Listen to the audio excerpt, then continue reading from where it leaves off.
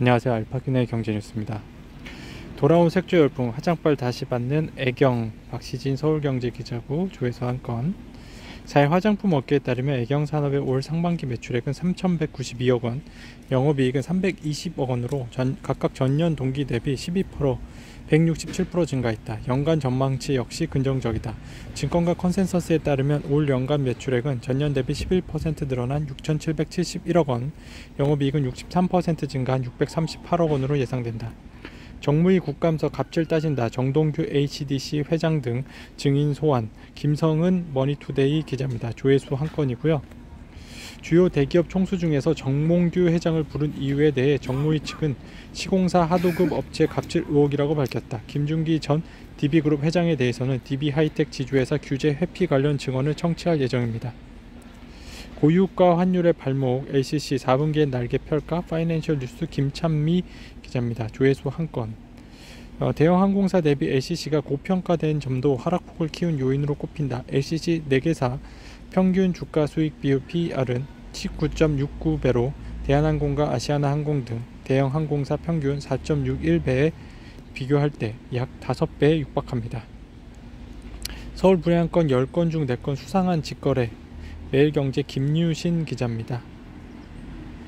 정무가 4월부터 전매 제한 기간을 최대 10년에서 3년으로 줄이며 분양권 거래 물꼬는 텄지만 세금 부담으로 편법 거래가 늘고 있다는 지적이다. 분양권은 당첨일로부터 1년 이내에 팔면 시세 차익의 70%, 2년 이내에 팔면 60%를 양도세로 내야 한다. 지방소득세 10%까지 가산하면 실제 부담은 66에서 77%에 달한다. 정부가 1년 미만 분양권 양도세는 45%, 1년 이상 보유분은 일반 세율로 과세하겠다고 했지만 올해 세법 개정안에 분양권 양도세 완화 조항이 빠지며 세금 부담은 지속될 전망이다. 높은 양도세는 매수자 입장에서도 달갑지 않다.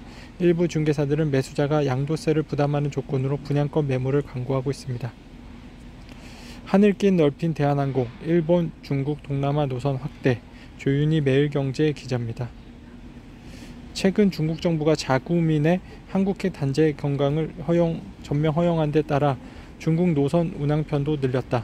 중국 노선인 인천 베이징 노선은 주 7회에서 18회로, 제주 베이징 노선도 정기편 기준으로 주 3회에서 4회로 증편한다. 인천 우한 노선인 주 4회에서 3회에서 4회로, 인천 홍콩 노선은 매일 2회에서 4회로 늘린다. 대한항공 측은 6호 유입이 예상되는 만큼 향후 수요에 따라 탄력적으로 대응할 방침이라고 설명했다. 양도세, 상속세 적절한 시기에 신고해 세금을 줄이는 방법. 한국경제 김성일 기자입니다. 우선 600조 원 이상의 미래 신도시 네옴시티 건설 프로젝트를 진행하는 사우디는 현대엘리베이터가 노리는 가장 큰 시장이다. 네옴시티의 승강기 수요는 1000대 안팎으로 추산된다. 현대엘리베이터가 지난 8월 삼성물산과 모듈러 공법 전용 엘리베이터 개발 업무 협약을 체결한 것도 블록형 신도시를 공략하기 위한 맞춤 전략이다. 이태원 현대엘리베이터 최고 기술 경영자 CTO는 모듈러 공법은 구조체 등을 사전 제작해 현지에서 설치 마감 등만 진행하는 친환경 건축법이라고 말했습니다. 삼성전자 3분기 실적 기대치 밑돌 듯. S-오일 심텍 선전 전망. 아시아경제 송화정 기자입니다. 심텍은 3분기 영업이익 컨센서스가 한 달 전 34억 원에서 41억 원으로 22.8% 상향 조정됐다. 올해 상반기 적자를 기록한 심텍은 3분기 흑자 전환이 예상된다. 박강호 대신증권연구원은 심텍은 3분기를 기점으로 흑자 전환하면서 수익성 회복이 빨라질 것으로 예상된다며 영업이익 2분기 216억 영업 솜씨를 저점으로 3분기 64억 원, 4분기 247억 원으로 늘어날 것으로 추정된다고 설명했습니다. 카카오톡 오픈 채팅방에서 알파균 검색해주세요.